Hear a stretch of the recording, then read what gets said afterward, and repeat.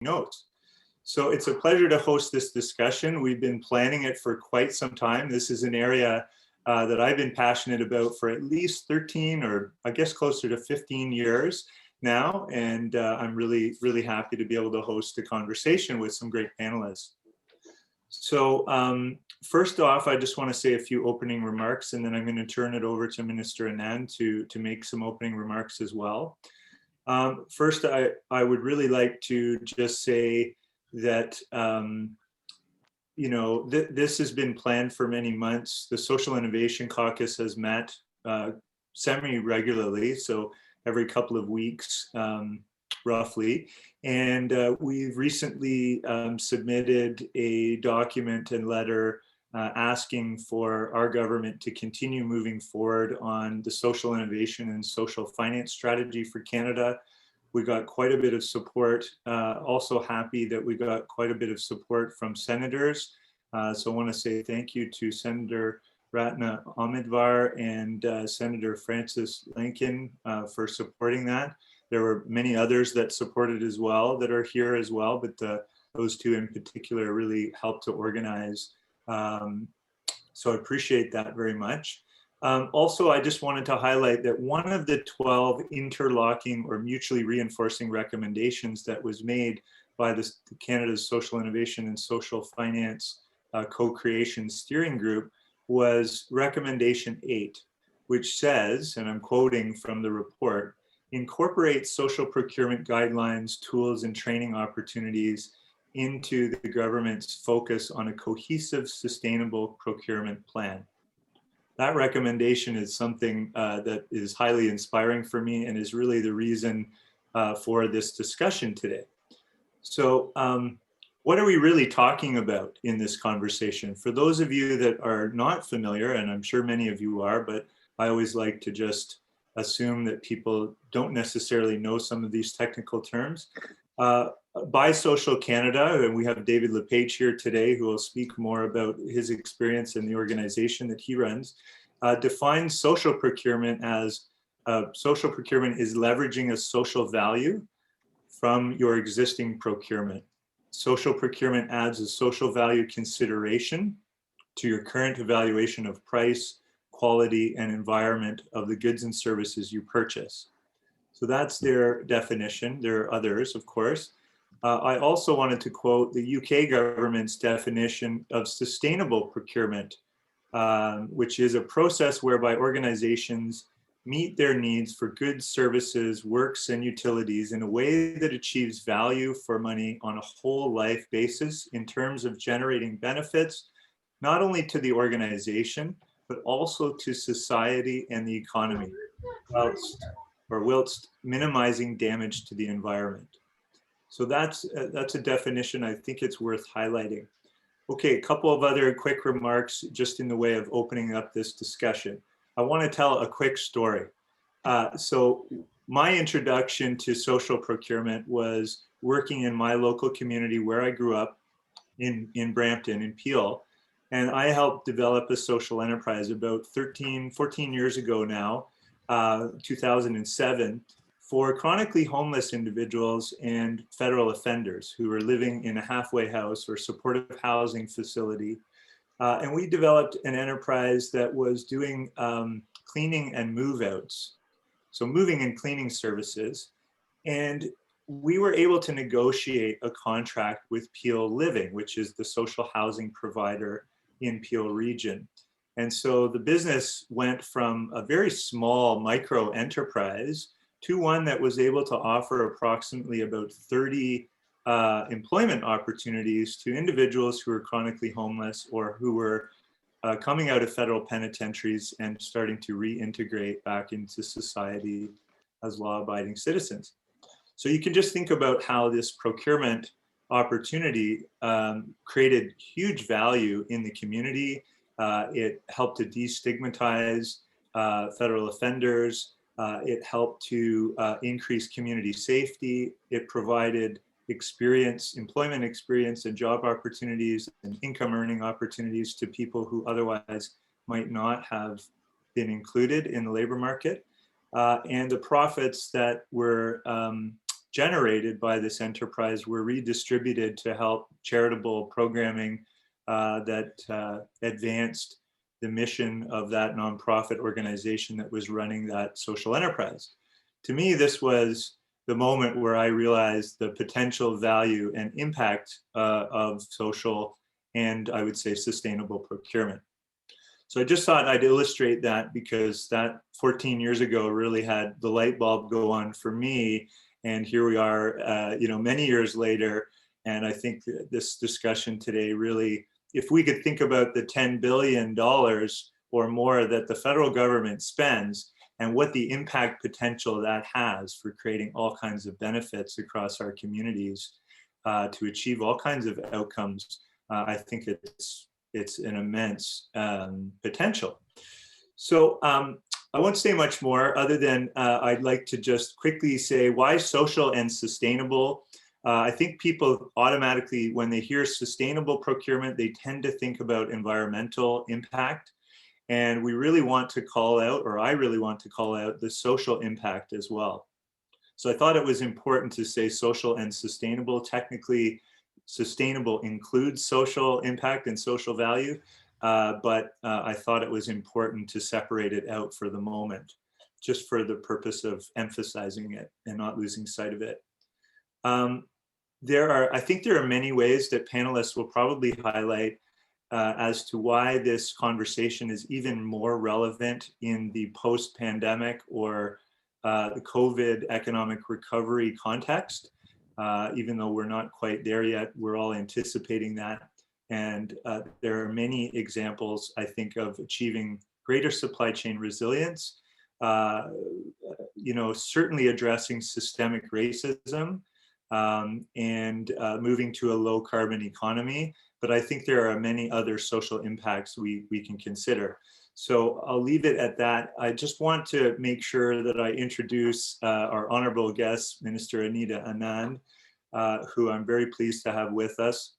I'm really pleased that we've got a commitment in the throne speech, the recent throne speech, to inclusive and diverse procurement. I think it's important to acknowledge the great work that our government is already doing. And I think it's important to recognize that. I've been very pleased by the fact that there are set-asides for Black, Indigenous, and women entrepreneurs and businesses that are owned, operated, and controlled by those businesses. There's some pilots going on. There is the Center for Greening Government, which is doing exceptional work. The Treasury Board directives and the work that they're doing is looking at social and environmental objectives in the procurement process. And the procurement ombudsperson is also facilitating dialogues on supplier diversity and even looking at some of the social procurement pilots and evaluating some of those.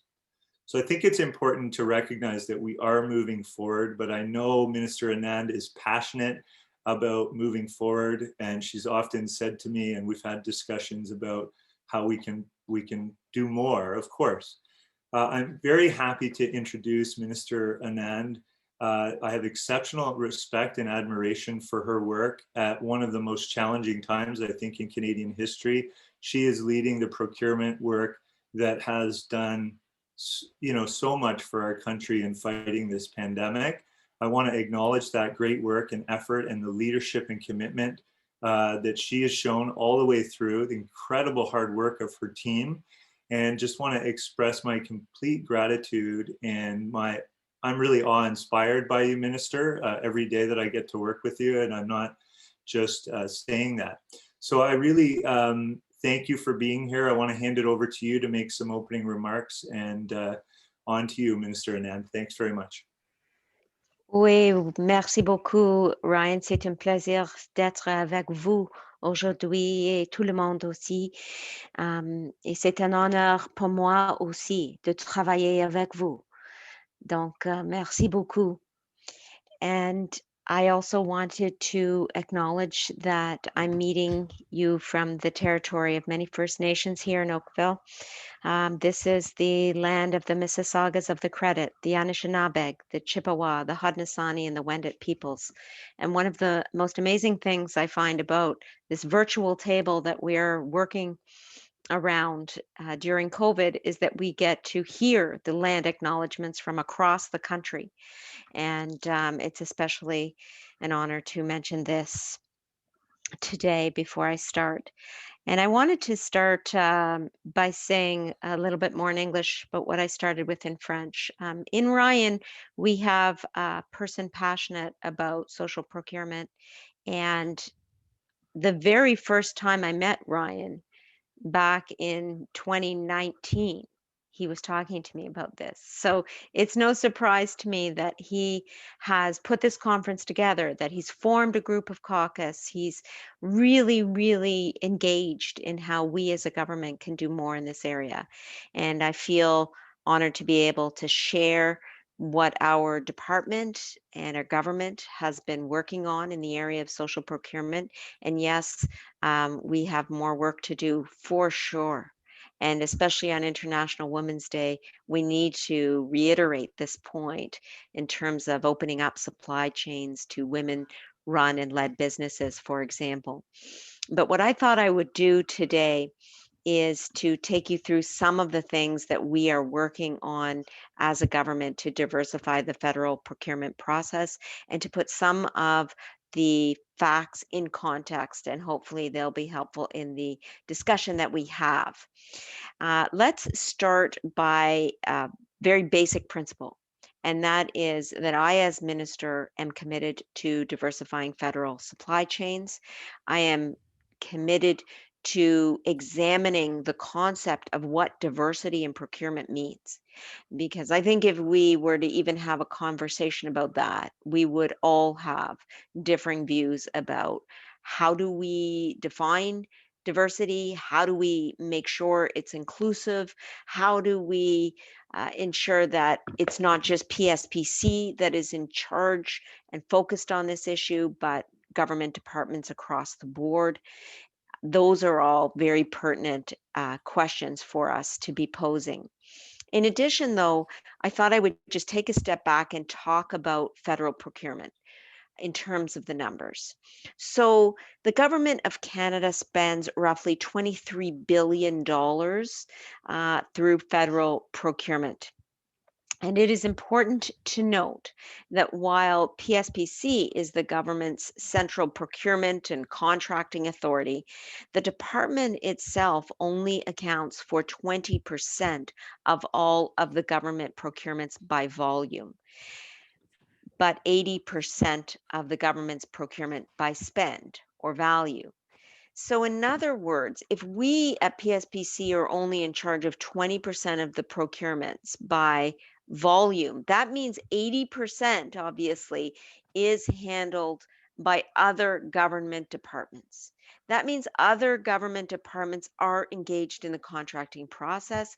And that means any decisions that we as a group come up with in terms of recommendations or as a government that we take as a policy stance to diversify our federal procurements must be felt and taken on by government departments across the board, not just PSPC.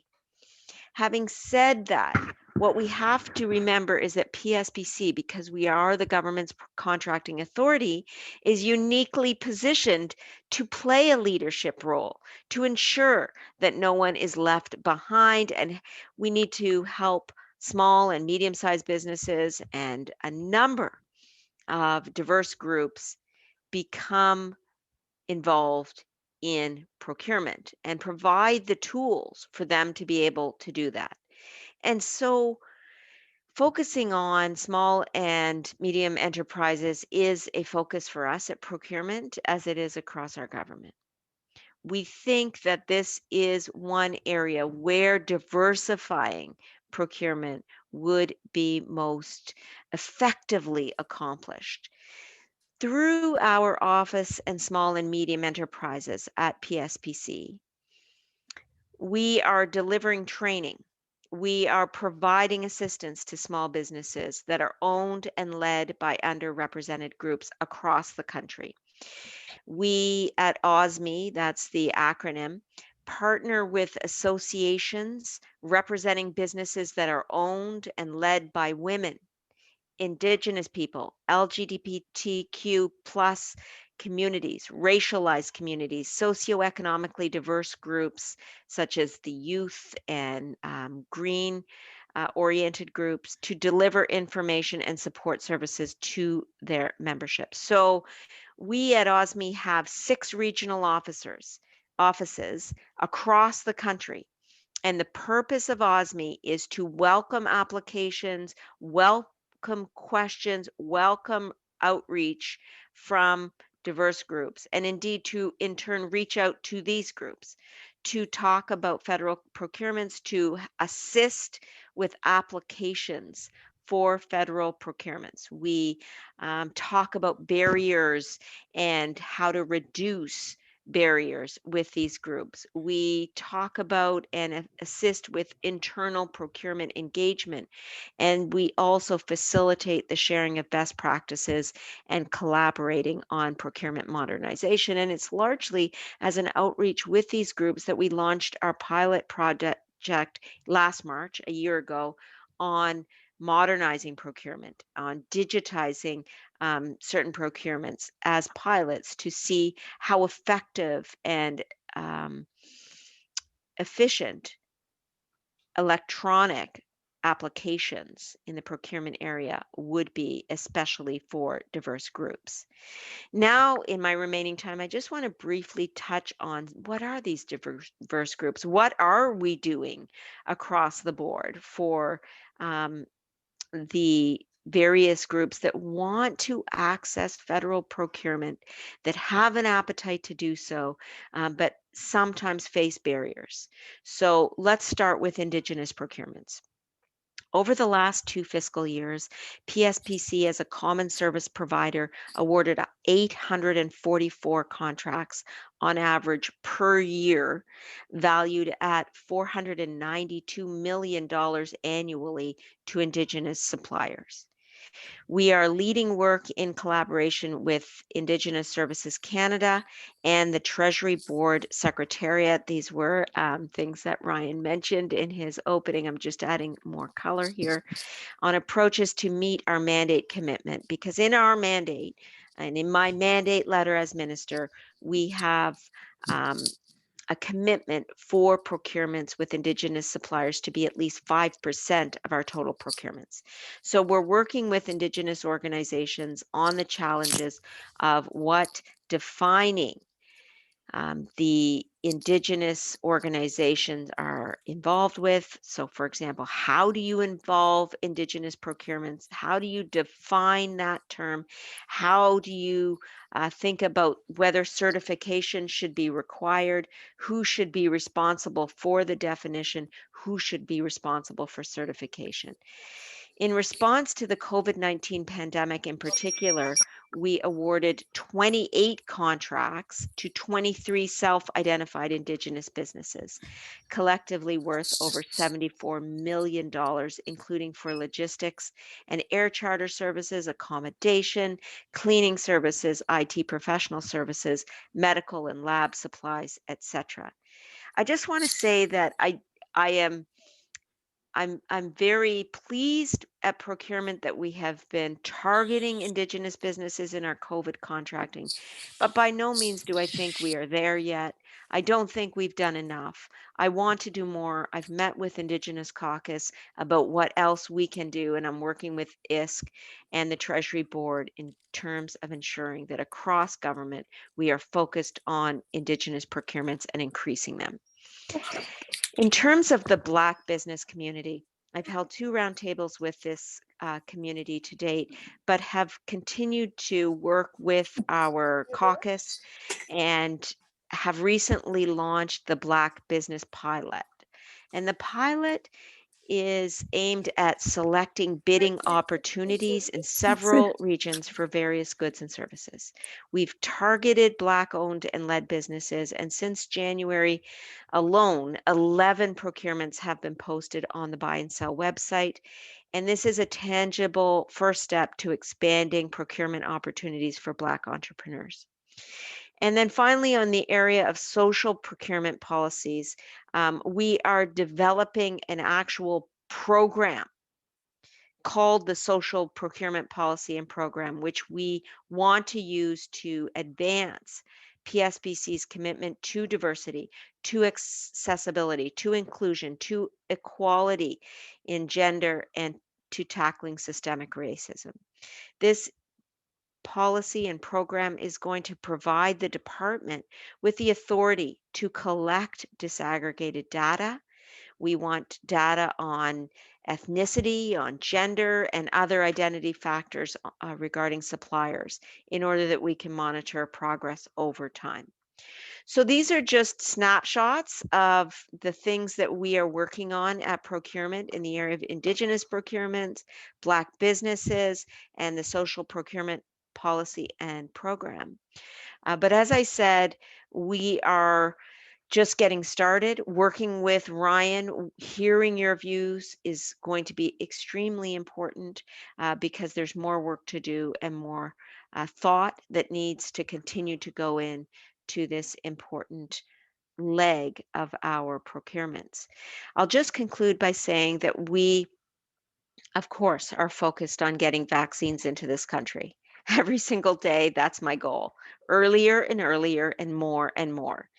But never for a moment has the importance of diversity in procurement left my mind, because this is about the economy that we need to continue to develop. And the fact that we have massive federal procurements that occur every single year is the opening for us to also be thinking about how to diversify federal procurement. So thank you so much, Ryan, for inviting me here today. And thank you also for the work that you are doing to move this important initiative forward. This is not going to end this year or next year or the year after, but we can all play a part in making sure that federal procurements are diversified. Thanks so much again, Ryan. Thanks, Minister Anand. We appreciate your comments and leadership, and for those opening remarks. I think it's really great to hear the details of what's going on, and some of it I knew, and some of it was even more information than I had. So that's really helpful for everybody. I want to, so Minister, I don't know if you're able to stay for the whole event, but if you can't, I understand, we will understand, but we graciously will take you and your time for as long as you can stay. I'm going to stay for as long as I can. I've got a call. I have a call coming up at 7:15, but I'm going to stay. Wonderful. Thank you for staying. So I want to get into one of our panels. There's two individuals I'd like to introduce you to. Our first panel is really focused on international examples, predominantly in the UK. I think it might just be in part because of some of the relationships that I've had from the past that I've been able to get two really great panelists here. So first, I'd like to introduce everyone to Jerry Higgins. Jerry Higgins is the founder and managing director of the Social Enterprise World Forum. He's the director of international enterprise at Community Enterprise in Scotland.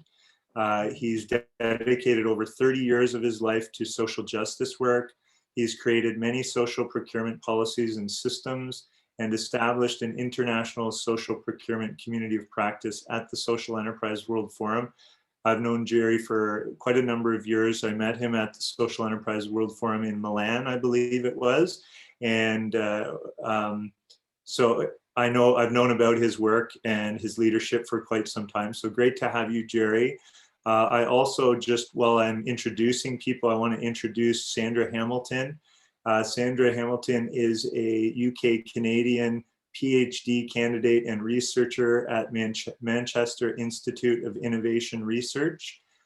She's researching and investigating public sector innovation and specifically the role of public procurement. She designed Canada's first municipal social procurement framework and has worked with the Vancouver Olympic Games, the City of Hamilton, Regional Municipality of Wood Buffalo, Fort McMurray, the City of Victoria, and quite a few others. Sandra also presented or was asked to present in 2017 at the World Trade Organization Symposium on Sustainable Government Procurement. So there's really two great panelists to start us off. And I want to start off, Jerry, maybe I'll send the first question over to you, and I'm sure Sandra will have things to say. But Jerry, can you tell us a little bit about Scotland and the UK's experience and the evolution of social and sustainable public procurement, the progress that's been made, I think is quite far ahead of maybe where Canada is today. So I think it's really informative for us to hear about the evolution of that work. Could you paint us in broad strokes a bit of an overview, and then I'll go to Sandra. Sure, Ryan, I'd be happy to do that, and thanks again for the invite to be here. I guess I need to flip back a decade or more to the olden days when we identified that social procurement was probably the biggest barrier to social value and social enterprise, because our public sector and the commercial sector were not geared to looking beyond straightforward commercial organizations bidding for contracts and services.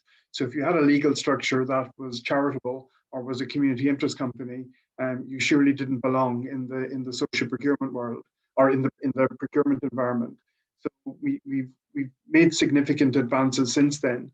We've been collaborating with Canada since 2008, when we had dialogue around the Winter Olympics Vancouver, the Glasgow Commonwealth Games, the subsequent Pan Am Games, about sharing our experiences. And Ryan, I'm not sure if you characterize the UK as being significantly ahead. I think we're on the same journey, and in certain aspects of that journey, I view your progress as being more rapid and more engaged across government. But where we are just now in the UK, the Social Value Act was introduced at a similar time to the Procurement Reform Scotland Act. So an act covering UK procurement, but procurement in Scotland is devolved. So a similar act covering UK and are covering Scotland. And it's been really interesting to look at. Both acts were good. They had interesting and innovative provisions, but the statutory guidance that tells public bodies how the act should be implemented were quite different. In the UK, it was primarily voluntary, to do best endeavours to consider social and sustainable procurement in the construction of your contracts. In Scotland, it was very direct. It said regulated procurement, so over £50,000, 88,000 Canadian dollars for goods and services, and £2 million for works. You have to consider the sustainability of the procurement. You have to report annually on all of your procurement, and you have to highlight the procurement that you have put out to social enterprises. So it's an incentive as well as a bit of compliance, so carrot and stick, to make sure that every public body, which is all of central government and its agencies, Scotland's 32 local authorities, and its universities, need to account for their social procurement each year. Now, in the last financial year that we have, that the sustainable procurement duty was reported on, there was £227 million worth of regulated procurement with social enterprises, so about 400 million Canadian dollars. And that's just a start. That's about 6% of total government procurement in the first year that this was measured. There'll be an awful lot more than that at beneath the £50,000 threshold, because many social enterprises are tendering and contracting for goods and services at below that levels. But for regulated procurement, for £227 million to be identified in the first year, I think shows the advantage of having clarity about what you want. You want the whole procurement community to consider the potential of public procurement to create social value, and that translates into jobs for disadvantaged people in communities that would otherwise not have been created. It's also a significant culture change because 5-6 years ago, the public sector and our social enterprise sector were in parallel worlds. There was little understanding of the pressures, the issues and the priorities for both. So it took a few years of capacity building, of introductions, of many events, for folk to realize that we're all heading in the same direction. We have a common aspiration for the country. There is no point in having an economy where there's economic growth with a widening wealth gap. And social procurement is one of the major tools that government has to implement to reduce that wealth gap. So after a degree of culture change, Scotland is not, by any degree I can pick faults in the delivery of the current programme. It's too difficult to get the information. The communication of the social value created is not where it should be, but it's absolutely heading in the right direction. Whereas the voluntary approach and the encouragement approach of the Social Value Act has meant that it's needed to be revised to ensure that there's clearer direction and that there's more clarity around what's expected. And the requirement to evaluate social value has just been introduced from January 2021. So it's much too early to indicate the impact that that's had. So two different approaches wrapped up in the same island in terms of social procurement, one taking a voluntary approach and one mandating the type of behaviours and practice that it needed to see. But we do see that around the world, this is social procurement is growing exponentially.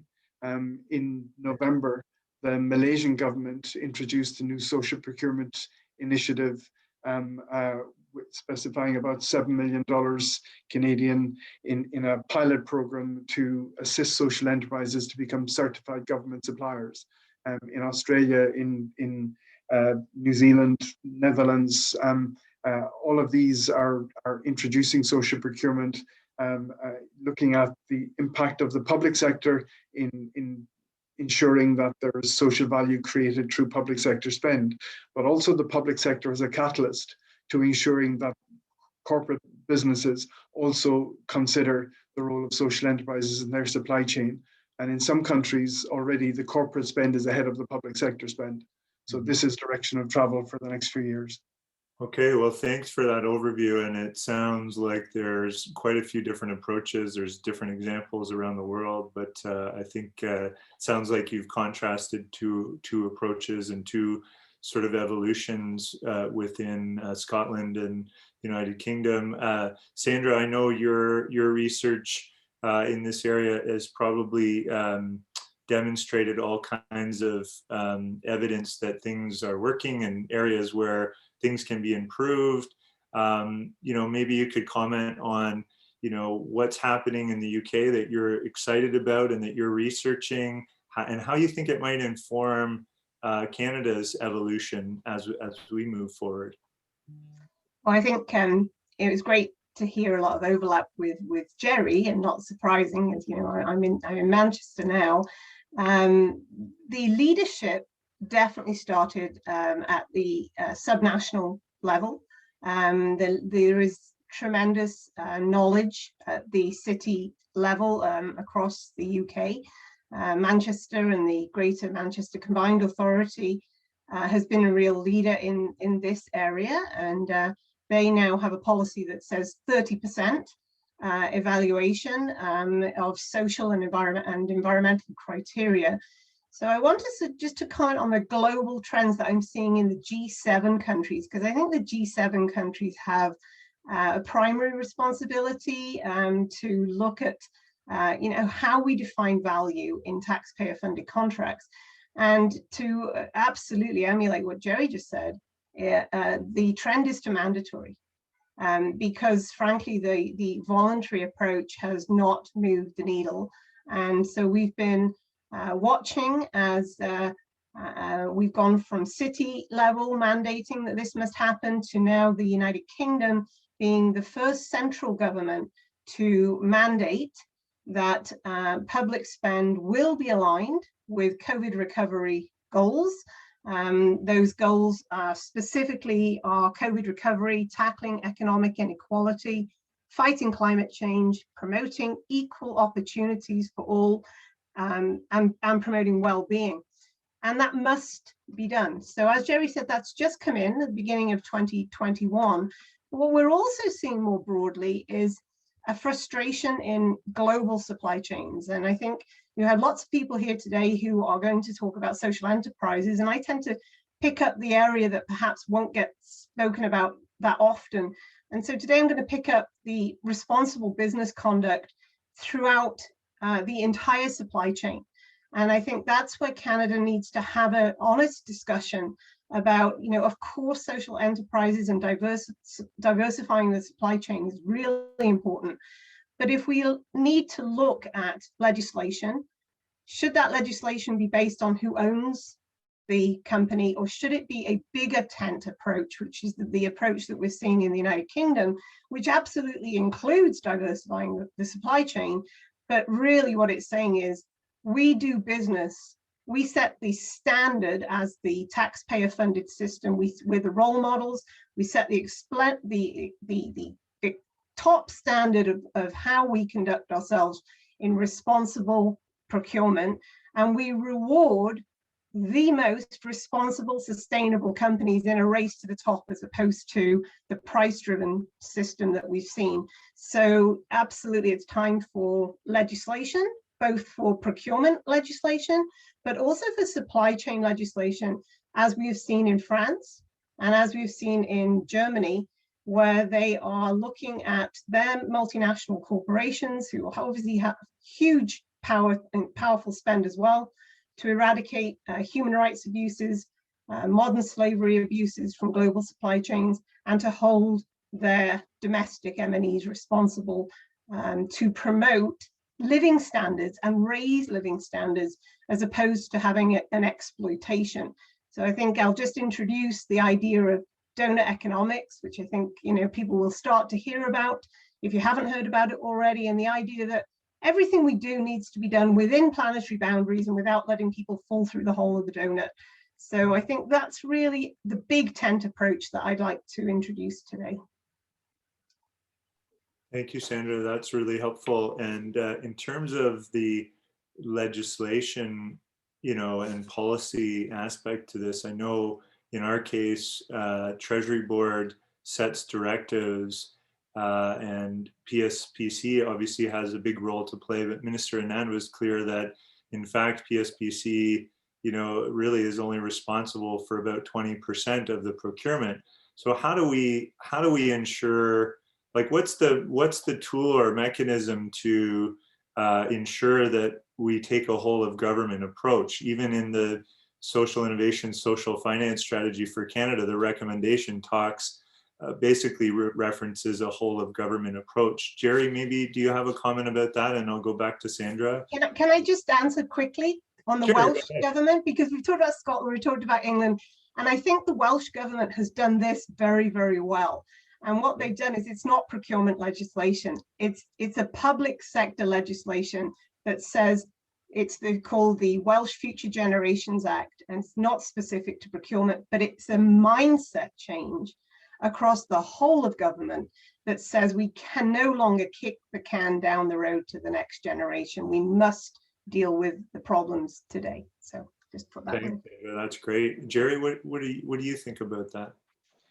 Yeah, I think a lot of it is to do with leadership, and also it's where you place it.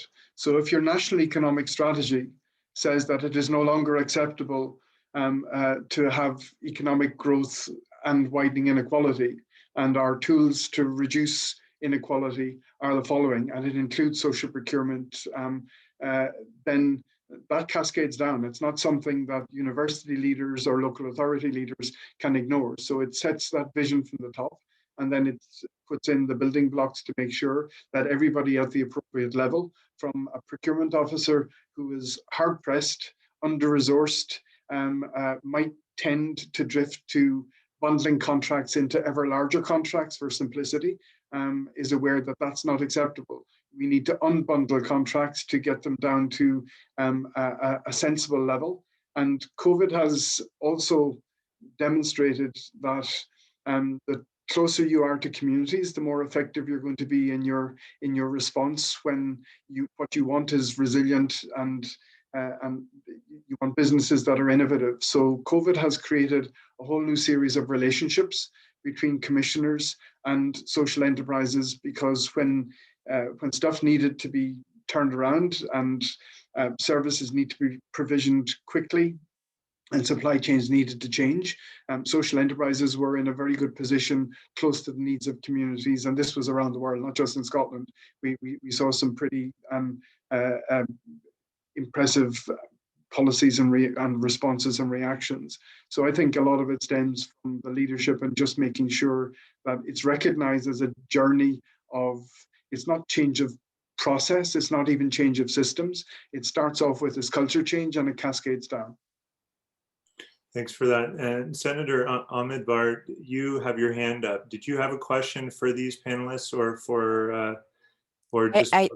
Thank you so much, Ryan. I actually had a question for the minister, but it's a question to the panelists as well. I worked with the Bisocial Canada to table legislation in the Senate, which came to us from the House as a private member's bill, to embed the language of community benefits into procurement. And one actually doesn't need legislation as long as the policies are there. And I was wondering whether the minister is going to go deeper, just as our guests from outside Canada have said. It's not just what the government does, it's what about your supply chain? Is the government thinking of ensuring that the supply chain that it buys from, let's say, building roads, infrastructure, whatever it is that the government buys, that they also have a lens on social procurement and community benefits? Thank you, Senator. Appreciate that. Minister Anand, did you want to speak to that? Sure. Sure. Obviously, it's complicated and there are various questions that need to be addressed. The first would be, what can we do inside government itself? So the Prime Minister and I have actually had a number of meetings about this issue and the need to create more diversity in the supply chains federally, and how do we do that? So in terms of the first question, which we've been talking about, do you need legislation? Do you need policies? How do you affect change internally to make sure all government departments are on the same page? And I like the idea of the legislative angle, simply because it forces everyone to adopt the same rules and it's more direct. On the other hand, in a minority parliament, it's likely more difficult to affect. So on the other hand, looking internally at policies, we've already begun to reach out to and discuss with Treasury Board what it would take to ensure that the cross-government policies exist for federal contracting, whether it's in PSPC or not, for diversifying supply chains.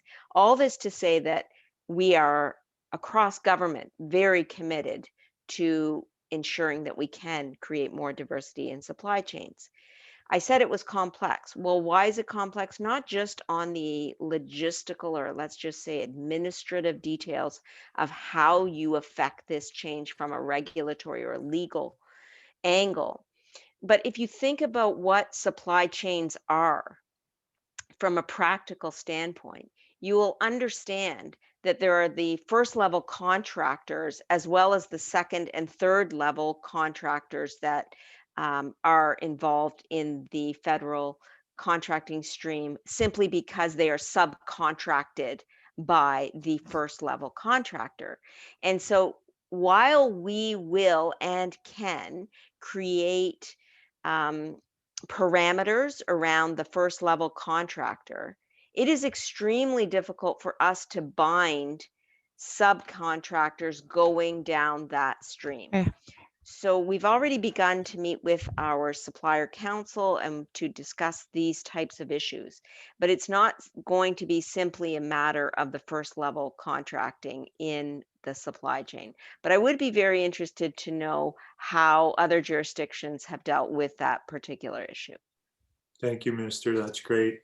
So I know there's other hands up, but I want to make sure that we get our other panelists involved in the discussion. And then we're going to open up to questions that you can address to anybody. I don't know, Sandra, I'm hoping you and Jerry can potentially stay. We'd love to hear more from you. If you're able to stay, that would be great. But I do want to introduce our second group of panelists. We've got 5 other ones. We've got a really great group. So Kim Buxa is the Manager of Sustainable and Ethical Procurement at the City of Vancouver. She's embedded the social procurement and sustainable procurement into the supply chain management department. Her duties include developing, recommending, implementing, and improving policies, standards, and systems, business processes, and organizational structures which enable a framework for best value and outcomes-based procurement. Kim previously used to be the program manager for Enterprising Nonprofits Canada, and that's where I first met her, and she did great work there too. So thanks for being here, Kim. I want to introduce also Victor Beausoleil, whose list of accolades is very long. He's the founder and executive director of SETSI, the Social Economy Through Social Inclusion organization. He's also the president of the board for the Canadian Community Economic Development Network, which is a fantastic organization that's been around for over 30 years working on social enterprise development. And he's also a board member for the Toronto Community Benefits Network. Was a previous board member for Atkinson Foundation, was on the Grant Review Committee for Laidlaw Foundation and the Toronto Community Housing Social Investment Fund. And Victor, there's other things in your bio, but maybe I'll let you speak to those. You also founded a youth serving organization, incredible work and history. So thank you for being here. We've got David LePage, who is the founder and managing partner of Buy Social Canada and founding partner of Canada's Social Enterprise Ecosystem Project. And I believe you're still the chair of the Social Enterprise Council of Canada as well, if I'm not mistaken. And David and I have known each other for quite a few years because David was the executive director of Enterprising Nonprofits Canada as well. And David also wrote a book recently called Marketplace Revolution: From Concentrated Wealth to Community Capital. We've also got Cassandra Dorrington. Cassandra spoke at an event in my local community with the Whitby Chamber of Commerce recently, which was fantastic. And she's the president and CEO of the Canadian Aboriginal and Minority Supplier Council. And they're championing the growth of the Canadian supply chain and diversity within the supply chain. Her organization has 450 certified suppliers, 85 corporate members, and over 6 billion in diverse spending through that sort of network. Her organization is also a proud member of the Supplier Diversity Alliance of Canada, and they're one of the founding members. So thank you, Cassandra, for being here as well. The work you do is incredible. And last but not least, we have Bob Willard.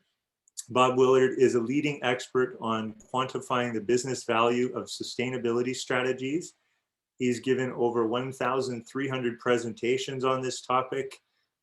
He's also authored 6 books on the topic, in particular one that I've read and really love. It's called The Sustainability Advantage. He has a PhD on sustainability from University of Toronto. So we've got a really great group of people here, 5 panelists, and I want to, put questions out there because I was really hoping that you folks would be able to help talk through some of the challenges.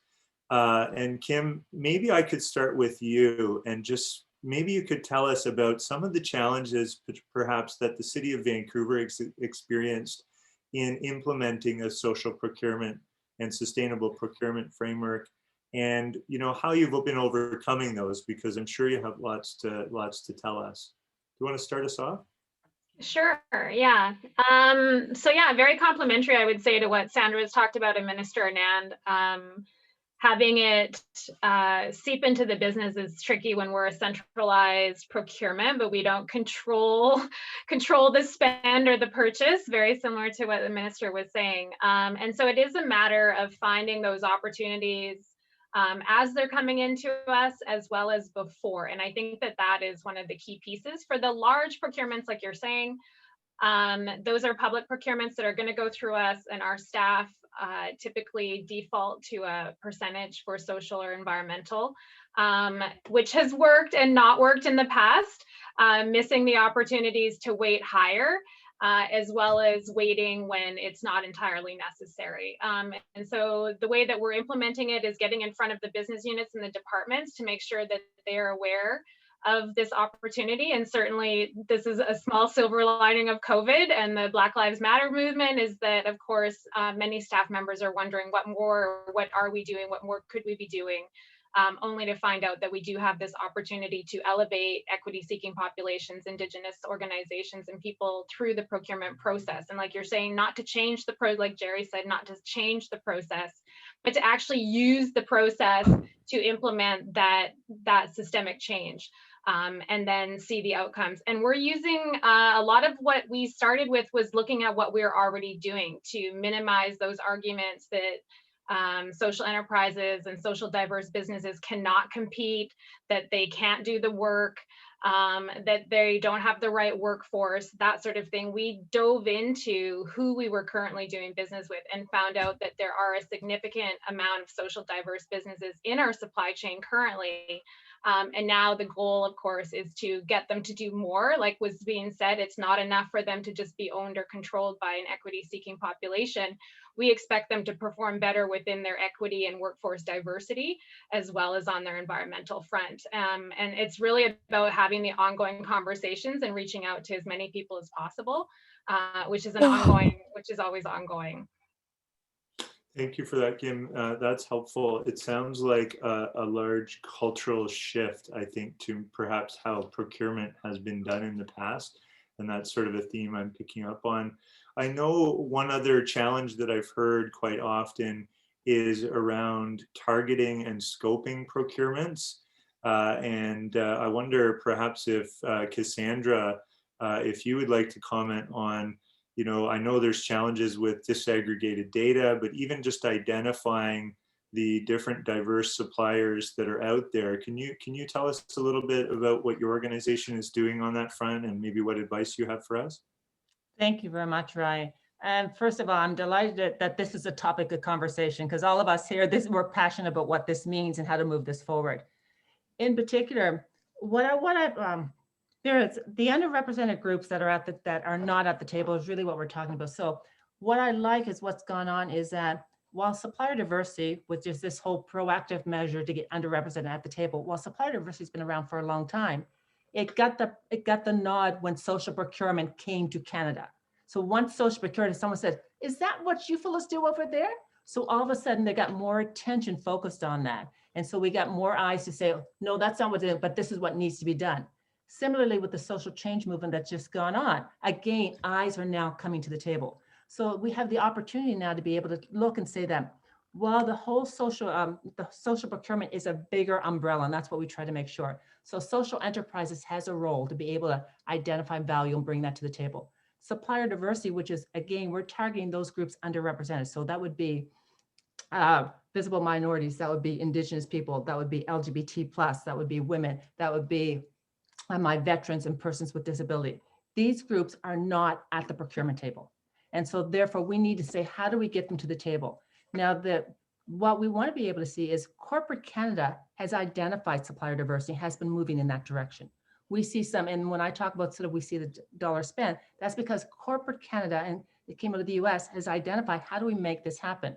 We need government now to be able to say, and what I've just heard, that whether it's at the tier 1 level, whether it's at the tier 2 level beyond, we have to take that language and move it through so we can get these groups who are not at the table to the table. Because no, they're not all going to be making helicopters, but there are opportunities within the supply chain to be able to bring them to the table. So we have to look at the language that we have. I love the fact that I heard from overseas the mandatory commitment, because we've done enough of this voluntary. And the unfortunate thing with voluntary, we're not seeing the needle move enough. We're not getting those at the table. So when we hear the minister talking about, we're talking to Treasury Board, we do need a policy in place because we need to go beyond our current government. So it's not a flavor of the day that we have policy in the place that we're bringing people to the table. The procurement strategy for Aboriginal business the government's had for the past number of years has needed a couple of reworks to make that work. They're up to 5%, and there's still some gaps in that. We don't have set-asides for the other groups. We're just looking at pilots. But the thing is, we have to be able to say, stop spinning our wheels. Let's put things in place to make these happen. Because the unfortunate thing is we're waiting for the pilots to inform the further. The pilots we've taken are very small, very select, and are not going to hit the targets or not going to hit the suppliers we need. And if we're going to rejig our economy at this point in time, we need to make sure there's opportunities for all to come to the table. The government, I believe, is last coming to the table because we've had corporate Canada there. We've had even the municipalities, much like you're hearing from when Van Ock was out there with the City of Vancouver coming to the table, City of Toronto coming to the table. We need the federal government to say, how do I play a role in making this happen? Because we certainly have these underrepresented groups sitting there. We certainly have them scalable and ready to be able to participate. It's just pulling them to the table to allow them to participate. Thank you, Cassandra. And one of the challenges, just, and I hate to keep bringing up challenges, but we know there are quite a few. I spoke with quite a few folks in different areas within the government that are trying to advance this work, and they talk about scoping the size of procurement. And, I know from just my example that I gave at the very beginning, there was a very proactive process that we went through with the Region Appeal to get a contract carved out that was the size and shape of something that the social enterprise that I was working with at the time could actually do and compete on. And, so do you have any, I wonder, maybe I could ask David LePage, because I think this would be a great question for you. And then maybe I'm going to go to you, Victor, about your work with the Community Benefits Network and SETC. David, do you have any advice for us on that? Yeah, I think we have some really good examples of how, I know the minister talked about the complexity, but what we're finding is that when that question or when that evaluation goes on to a procurement opportunity and you say, I've got $1 billion contract on the table, but you've got to show me what you're going to do in your supply chain, the industry will find a way to compete, not just on the tier one on their quality, but they will go find in their supply chain where the opportunities are. I think a really good example of that is Infrastructure Canada has a community employment benefit requirement when the federal government contributes to infrastructure. We have seen the value of that policy, asking those municipalities, if you want the federal money, your contractors have to comply with that. And again, back to what Kim said before, we just finished a project with the City of Surrey. They surveyed what their subcontractors could do in terms of small and medium-sized enterprises. They were already at 30%, and they already had youth in their employment. They had women in their employment. So their target is 50% of all those suppliers have to come from small, medium-sized, diverse suppliers. So asking the question and putting out the policy and holding, I call it the giant carrot. If you want this, it's there. But if you don't comply, it's a hard carrot to get hit with. So expanding that kind of requirement, we've seen it with the City of Calgary, where they're looking, how do you use procurement to build the small business? You can't say local because of the trade agreements, but you can ask about small and medium-sized businesses. So there's a lot of things I think that actually we've gone through that can encourage that supply chain. I think Cassandra's totally correct that the tier 2 and tier 3, VGIS has a $26 billion contract to clean offices and buildings for the federal government. I don't think anyone at VGIS picks up a mop. So somebody down their supply chain is cleaning the post office in Nunavut. So let's make sure that's a social value business that's getting that opportunity. Yeah, thanks, David. That's great and really great input there. And I think it's asking for that supply chain transparency and compliance. Victor, what's your perspective on this? How do we advance this work? We've heard the challenge with disaggregated data, the scoping and scaling of different procurements. What's your take on this? Can you give us, you've got immense experience in this area. Do you want to, sorry, you want to unmute yourself and? Yeah, sure. Yeah, absolutely. Thank you, Ryan. I think when we look at identity and anti-Black racism, Blackness is not something you can conceal. And I think part of the challenge when you look at social procurement policies, and the word has been used, not loosely, intentionally, multiple times, social value, there is no value unless it impacts all society. And in a lot of ecosystems and sectors, there is this consistent energy where groups are not brought to the table, but they're usually not invited. And I think that's part of the major challenge. Even when they're invited, it's at, so for instance, the word visible minority, racialized, underserved groups, and BIPOC, African Canadians have been lumped under those titles throughout many conversations. And I think that's very troublesome for a whole bunch of reasons, mainly because right now, one, it's an international decade for people of African descent, and we wouldn't even be able to have this meeting over the internet if it wasn't for the fact that children in the Congo are mining cobalt. Over 80% of the cobalt on the planet comes from Congo, from Africa. So I really feel like people of African descent, or we can use the misnomer Black people, are consistently left out of the national, international discourse, not just around social procurement, but social innovation, social economy, social finance, the list goes on. So when I hear about 844 contracts being awarded to the amazing, incredible work in the Indigenous community, all I can say is kudos and solidarity to that remarkable community. But when I hear about a policy versus an actual pilot in the Black community, where 8 postings have been done over the past, and it's remarkable work that Andrea Pierce, Elder, like there's a lot of elders doing some great work around that, but there's a clear distinction in terms of prioritization and engagements. So I really feel like there needs to be a lot more work done. And there needs to be some balancing and leveling of the playing field. And more importantly, there needs to be like real intentional invitation. There was at one point over 40 people on the call. And although Black Lives Matter, it looked like I was the only Black life in the meeting. So those are things that we have to work on collectively. So I really want to honor you, Ryan, consistently for your work around this file, because I've never seen anyone work as hard as you in this file. And definitely the work David LePage and all the panelists are doing, catalysts. I'm very excited about some of the evolving elements of this ecosystem, but I'm still have some deep concerns around how people of African descent are being engaged in a meaningful way. Thank you for that. Yeah. I want to ask Bob a question about how small businesses and social enterprises respond. And I think one of the other challenges that we've heard about time and time again is how do I measure my impact, and how do I, as a small business, is this an extra and added burden on those businesses, and how can we help those businesses really demonstrate the social, environmental impact and value that they may create? And in some cases that may be easier than others. But I think if we're putting requirements into the procurement process, that certainly we're asking them to compete on those fronts. So, Bob, do you want to tell us about maybe about your work in helping businesses demonstrate that impact?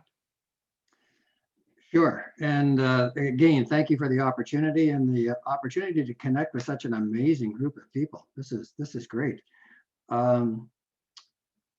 I'm really very focused on trying to engage the business community in how to address some of the huge issues that we have, environmental as well as social issues that we have on this planet, in this country. A lot of my work is trying to help businesses justify paying attention to these things. So the business case for sustainability. And that's worked to some extent. But we need to have market forces that are encouraging them to do more than they're already doing. And to me, the biggest untapped market force that we have to engage the business community is sustainable procurement. It's a huge market force. Public procurement, private procurement, it doesn't matter. It's just a huge force. So let me just elaborate on that. If a company senses that the customers that it's trying to sell to, whether they're governments or whether they're private corporations, care about these things and want to know the extent to which they are contributing to solutions, such as the Sustainable Development Goals, how much they're contributing to the SDGs, I think it's a legitimate question for big buyers to say, how's it going on these things? Because we want to reward the organizations that are on the same page we are, that care about the same things we do. The Government of Canada is committed to the SDGs by 2030. And it's not going all that well. So they need help. They need help from the business community. So I think it's a perfectly legitimate question for the Government of Canada to ask any supplier, large or small, how much are you contributing to these SDGs, which we have committed to? We need your help. And to favor them by giving weight to the way in which they answer that question. So when I talk about sustainable procurement, I'm talking about three different things. Sustainable procurement has to do with making sure you get the best value for your money by buying the most sustainable goods and services from the most sustainable suppliers. And it's the sustainable suppliers part that we've been talking most of this evening about. The companies which are social enterprises that are paying attention to these social issues, that mirror some of the diversity that we're looking for, they should get full marks for those efforts. So what we're trying to do is to make it attractive and easy for buyers to implement social procurement and for suppliers to answer those tricky questions, because most of them can't spell sustainability and don't know why they should. So what we need to be able to do is to give them tools that allow them to self-assess. And that's basically what I've been putting together over the last couple of years, a set of tools that help both implement sustainable procurement as well as help companies, especially SMEs, small and medium-sized enterprises, to self-assess how well they're doing on the issues that we care about. I've just heard that Fleming College has received some money from the SDC Canada to road test these tools. And I really look forward to doing some of that and piloting these tools with PSPC because I think the timing is right. And the opportunity for leadership by the federal government on this to shake down the mechanism by which we can make these things happen has never been better. And they can ripple it through the rest of the federal government procurement mechanisms, the provinces, the municipalities. This is not rocket science. We know how to do this. It's just a question of doing it. And I think the time is perfectly right for us to be able to do all of these things. We've got the tools, we've got the momentum, and we've got the urgency. Yeah, absolutely. We don't have a lot of time to fool around with some of these issues. And I think that with the expertise that is represented on this call, we can do this. Thanks, Bob. That's great. Appreciate those remarks. Very positive, forceful remarks about moving forward. What are like people probably on the panel know of success stories? And, I told a little vignette at the beginning of a success story that was very uncommon 14 years ago. I hadn't heard of too many other regional municipalities, procuring things with a lens that was beyond just best value or best dollar value, I guess, best financial return for what they were procuring. This is much more prevalent today. And, David, I know from your perspective, you've probably got some examples of projects that are really demonstrating a lot of impact, and maybe want to highlight one of those. And I would really value anybody's input on this if you have a want to highlight an example, that would be helpful. I think one of the real examples we can look at across Canada is the construction industry. And we look at the social enterprises that are supporting, especially young people or people facing barriers to employment, to get back into the workforce or to join the workforce. We think of Embers in Vancouver. Embers runs a social enterprise staffing solution. So probably on a day like today, they'll have 400 people who are working construction sites across the Lower Mainland. And they're contracted by the construction industry. Some of those construction companies are building, government funded projects. And so that government funded project hires a construction company. They need day labor. They make a commitment in their social procurement to hire Embers. Doesn't cost them more, doesn't lower their value, but it creates all kinds of opportunities. As an example, it might be the carpenter who ended up in prison, but when he comes out of prison, that resume doesn't look good to a construction industry. He gets a break, he gets on a work site, he can show his ability. It might be a person who for health can only work 1 or 2 days a week. They get that opportunity. It might be a woman entering into the trades where she needs that break. So Embers build in Winnipeg, building up in Toronto, Impact Construction in St. John's, Newfoundland, working with youth. We really see the opportunities in certain sectors where, as you mentioned, Ryan, cleaning and other things, those are really the positions and the opportunities where we're seeing great success. And I think for anyone who's working from home, you should be aware that, there are chocolates and coffees available from social enterprises, and it's International Women's Day. So we'll raise the point of East Van Roasters, which works with women in Vancouver's downtown east side. And you can just go online and get your chocolates delivered to your house. So we get to put a plug in there as well. Thanks, David. Yeah, that's great. Jerry, go ahead. You want to highlight an example? I've absolutely tons of examples. I'll restrict myself to one and a signpost. One of the best examples I'm aware of is when a corporate a company in Scotland realized that it could buy all of its stationery from a social enterprise. And not only doing that, it wasn't increasing its price over its old supplier, but it was supporting young people in Scotland to engage in social entrepreneurship. And it was enabling teenage girls in Africa to continue to attend school. The social mission of the social enterprise Wild Hearts was based in Africa and in the UK in the field of entrepreneurship. So it's when somebody is brought face to face with the realization that the simple process of contracting for stationery can make them part of a story which involves empowering women and supporting young people on their entrepreneurship journey. It's very hard for somebody to turn back from that and to go back to a previous lowest cost, most convenience type of procurement. And you mentioned in your introduction that Social Enterprise World Forum is creating an international social procurement community of practice. We're going to be launching that on the 27th of April. And that will be a repository of both case studies, tools and resources, and also a place for policymakers and intermediaries interested in social procurement to meet each other from around the world and to share best practice. So 27th of April, we'll be giving that a launch. Thanks for highlighting the example. Victor, do you want to jump in there and highlight an example? Yeah, absolutely. When I was 21, I was a gang intervention worker in Regent Park, and Mayor Miller at the time, David Miller, was revitalizing the community, and there was a remarkable project which involved Daniels.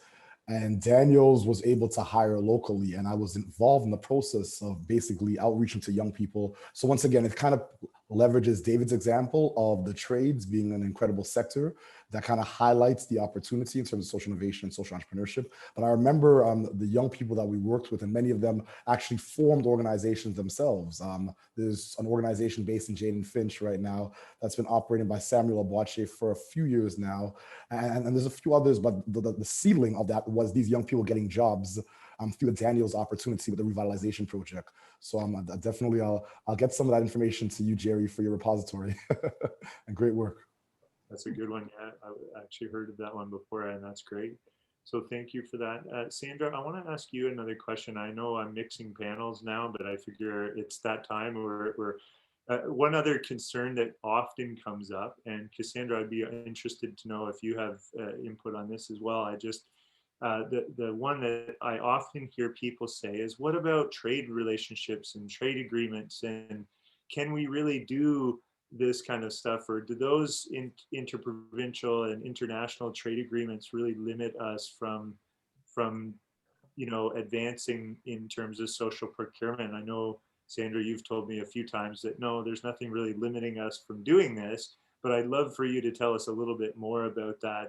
I know it's hard to summarize in a short answer, but if you could give us just an overview, and then perhaps Cassandra, if you have a comment on this too, I would love to hear from you. So to be really clear, absolutely we can do this within the existing trade arrangements and trade agreements, and there's ways it has to be done. So the how becomes important, but of course it can be done. We have CETA with our comprehensive economic trade agreement with Europe, and the rollover CETA version now with the UK.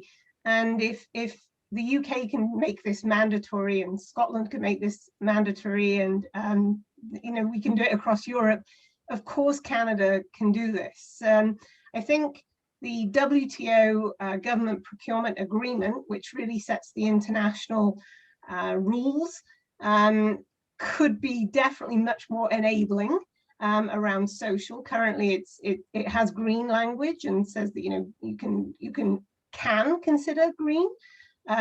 It doesn't specifically say you can consider social, but through case precedent, it's absolutely been established that you absolutely can. And so we saw that translated into the EU new directives in 2014, where the language there is you may consider. And of course, now we're seeing at the national level, the most progressive countries going beyond the WTO GPA trade agreement and saying you must consider. So exactly what Jeremy and I are talking about.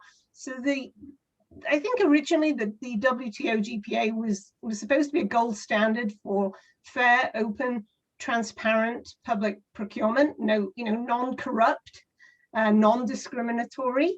And it's got a bit stuck. There's a lot. It's hard to get an international agreement, but right now I'd say it's the minimum standard for the G7, and it's pretty much where Canada's at. Okay, thanks, Cassandra. Did you want to weigh in? Yeah, let me just piggyback on what Sandra has said. The supplier diversity world I work in, that started in the US over 50 years ago. US is doing it extensively. So when anyone says we can't do it in Canada because it will be contrary to the laws in the US, they've been doing it. So why aren't we able to do it? Australia's been doing it in a big extent. South Africa's doing it. The UK's doing it. China's doing it. So these are the trader partners that we have. And if they're already doing it in their side, why are we not able to do it on our side? So for me, it's a misnomer when I hear this thrown down that we can't do it because of trade agreements, because all our trading partners are doing this. So we have to say, how do we incorporate in what we're doing and just start? Great, thank you for that. Good, I want to make sure that I know we're limited on time. I'm happy to stay longer if folks want to stay. I want to make sure that, Tony, Kate, anybody that's joining in has an opportunity to ask panelists questions. Larry, I know you had your hand up earlier. I note that recently the Yukon government announced something recently that I posted about moving forward on Indigenous procurement.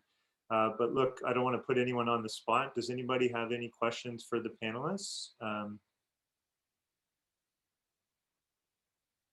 If not, that's okay.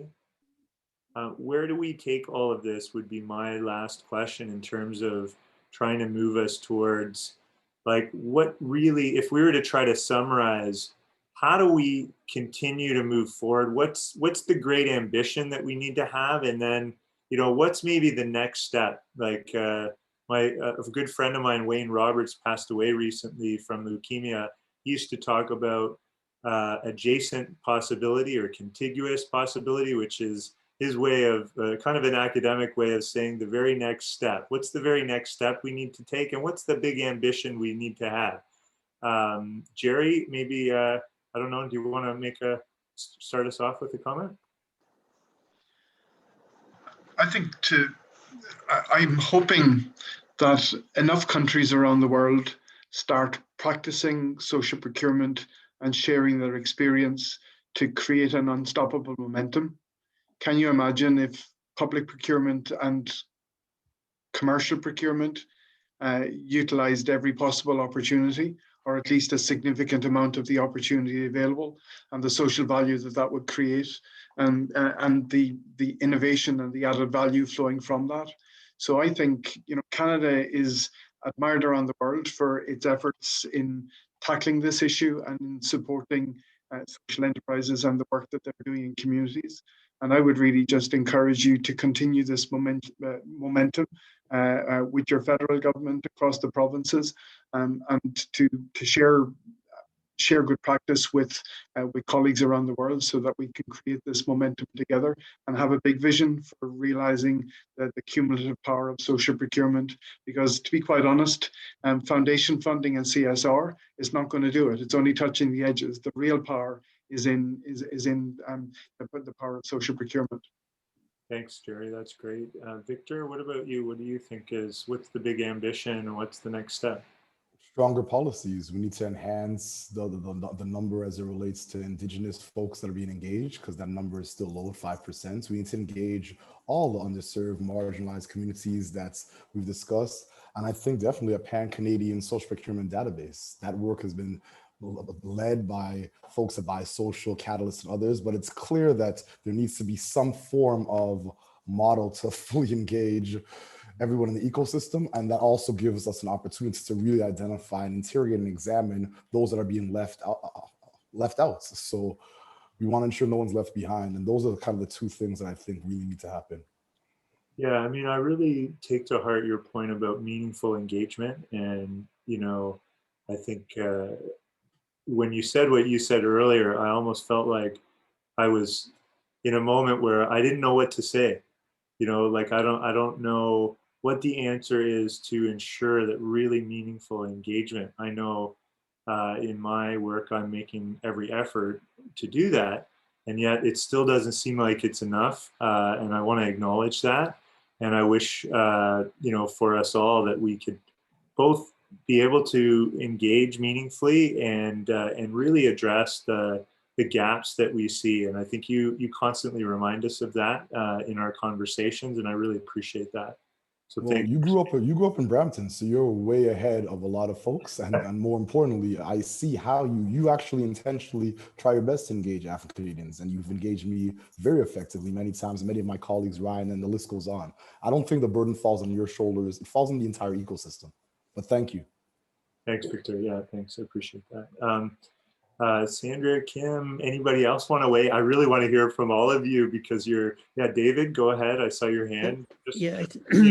I think we're going to go back to what we started with, that this is really about a cultural shift. And one of the things in that cultural shift is understanding each other.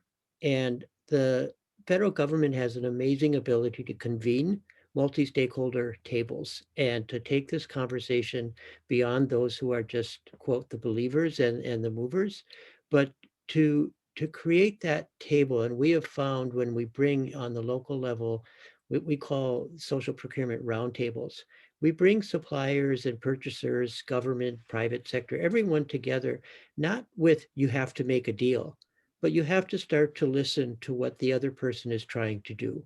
So the business person says, well, I got to do this efficiently. I got to do this. And the social enterprise says, well, I'm trying to hire people with barriers. Oh, how can we work together? So it's really, when we think about a cultural shift, that doesn't happen because we pass a policy, or it doesn't happen because we put in legislation. We have to, at the same time, be aware of the change management element, and that doesn't often happen. And I think what you're doing today, I just want to thank all the members of Parliament and the Senate for participating, because this is really what we're learning, is how do we learn together to create this cultural shift that's really about using the marketplace differently. It's not about, as someone said earlier, a fight to the bottom, but it's really, not who has the sharpest pencil, but who's creating the greatest value. So I think I just want to thank you, Ryan, and everyone for today, because I think this is the right kind of thing we need to do, and we need to continue to do it. Great, thanks, David. I appreciate it. It's very encouraging.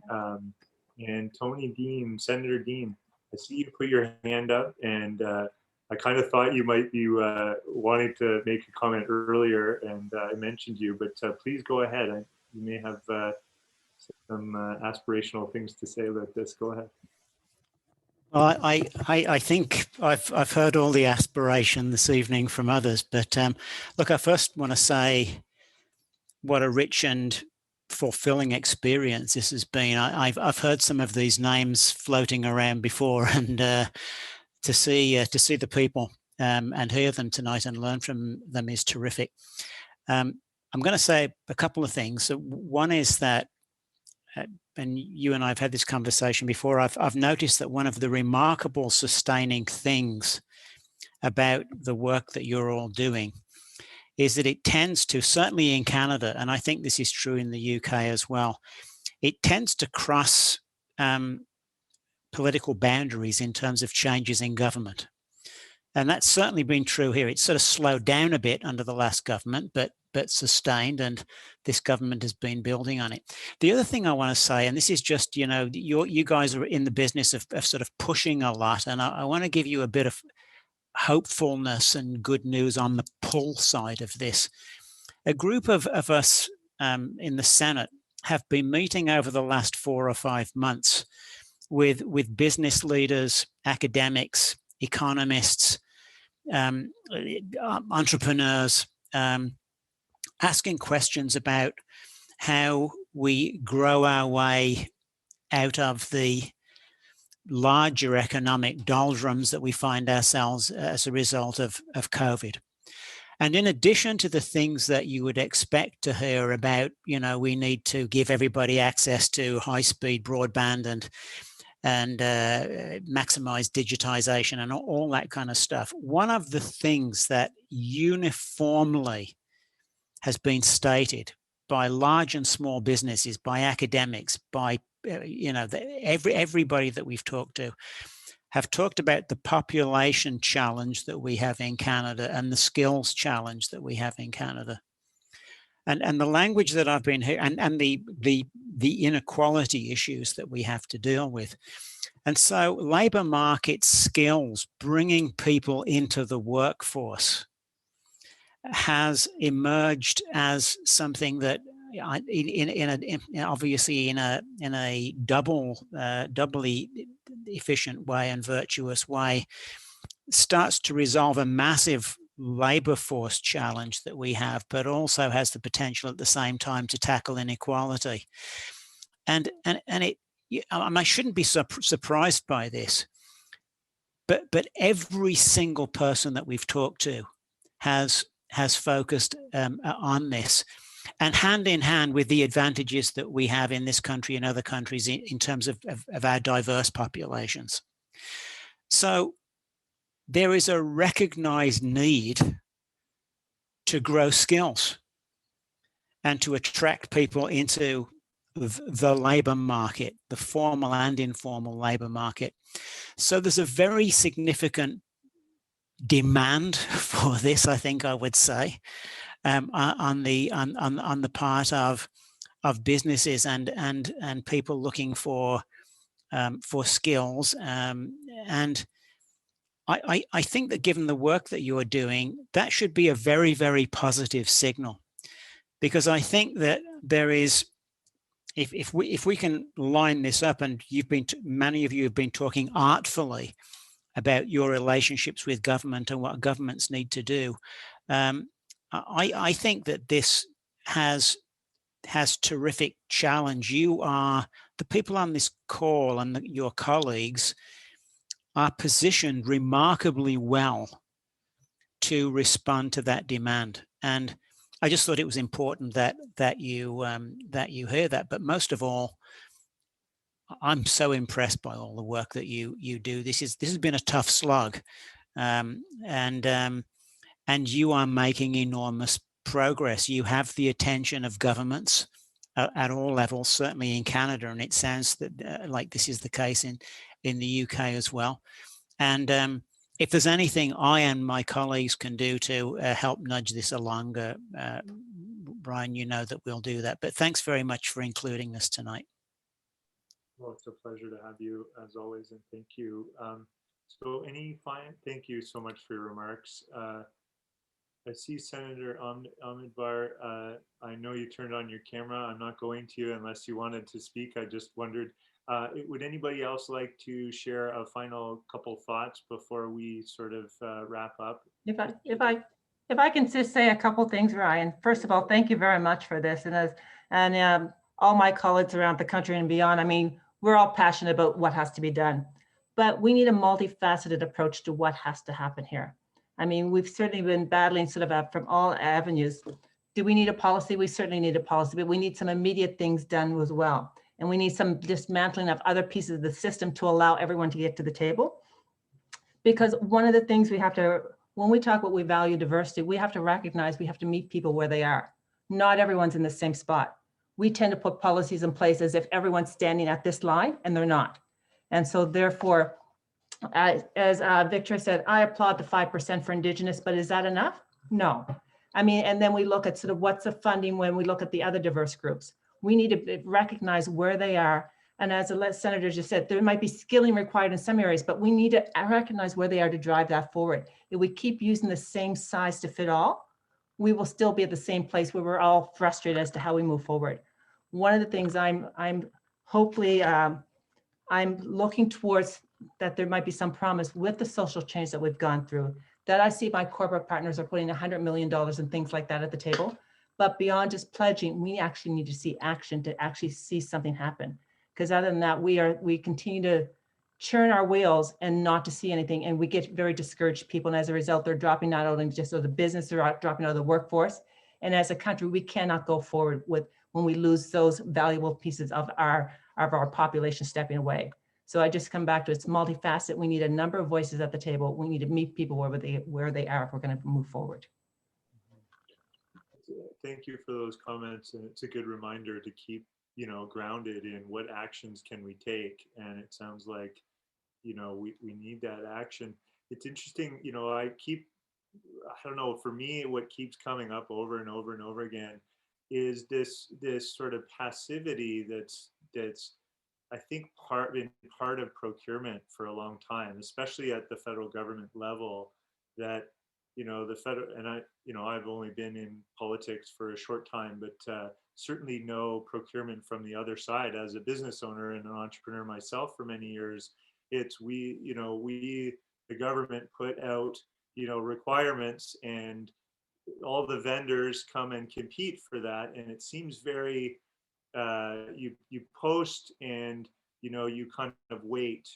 And I think when Victor earlier was talking about meaningful engagement, and Cassandra, what you're saying is meeting people where they're at, and our conversations about we need a more proactive approach, I think, than what we've been taking, and perhaps that's something we can continue to work on. I think Tony, your comments are well taken, that there's an appetite for this, and there seems to be demand. And I just look forward to taking this conversation further. I hope we can have another session in the future. I know this is by no means exhausted this conversation at all. It's probably just gotten us a little more excited maybe about carrying this forward. I know we have to end. I would love to stay and talk for probably all night about this, because I could definitely do that. But I know we're a little over time, and I want to be respectful of people's time. So please let me just thank all the panelists for being here, all the people who gave up their evening to attend and listen in and participate. We really appreciate you being here, listening in.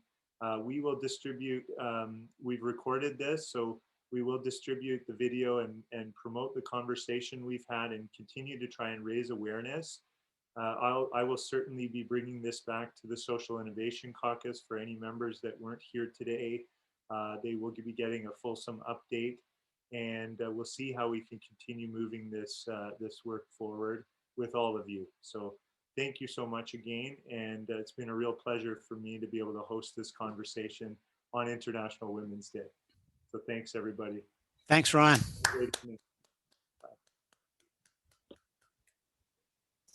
Thanks, Ryan. Great job.